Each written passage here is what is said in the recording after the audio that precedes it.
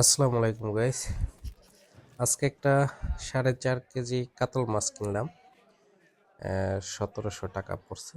অনেক দামাদামি করে এই মাছটা কেনা হয়েছে। 1800 উপরেই দাম আসছিল কেজি হিসাবে। তো আসলে অনেক দামাদামি না করলে তার কম পাওয়া যায় না। তো লাস্ট পর্যন্ত 1700 টাকায় কিনতে পারছি। তো মাছ কেনার পরে এখন যেহেতু মাছটার সাইজটা একটু বড়, তা আমাদের বাসায় যেহেতু এই বড় বটি থাকে না, এজন্য এই বাজার থেকেই কাটার অপশন আছে। এটা গালিমপুর বাজার।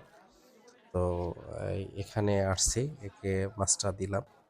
তো দাম টাম কিছু বলি নাই, মামাকে বললাম মামা সুন্দর করে মাছগুলো কেটে দেন। তো এই চাকগুলো একটু বড় বড় করতে বলছি, যেহেতু বড় মাছ একটু বড় টুকরা হলে ভালো লাগে। তাহলে তার বড় মাছের স্বাদটা পাওয়া যাবে না। তো মামাই বলতেছিল মাছটা ভালো, গ্যারের মাছ, যেহেতু এটা নদীর না, পালা। তো পালার দুই কোয়ালিটির হয়ে থাকে, একটা গ্যারের হয়ে থাকে, একটা পুকুরের হয়ে থাকে। তা আবদ্ধ পুকুরের মাছগুলো একটু গ্রান আসে, আর গ্যারের মাছগুলোর টেস্ট মোটামুটি অনেকটাই ভালো।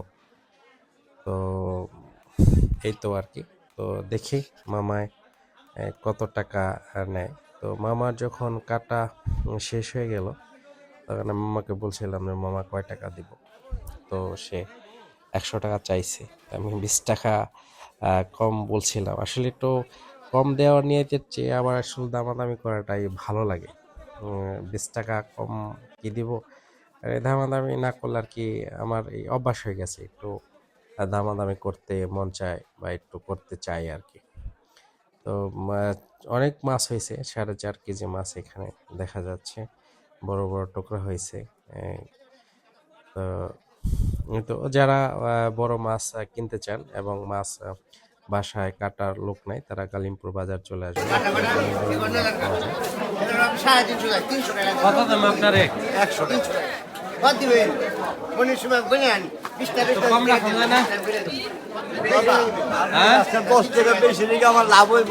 20 টাকা কম রাখেন। রাত কাইটা নেয় হ্যাঁ, রাত আমি তো দাম বলি নাই, কয় টাকা? এই যে 100 টাকাই দেয়, 100 আপনার কাছে আমি 150 টাকা চাই না আপনি রাত দিন মানে 24 টাকা ঠিক আছে বাড়ি খালি শোনায় ওদিক ঠিক আছে মাছ কাটার নিকে। ঠিক আছে, খুশি তো? আপনার খুশিতে খুশি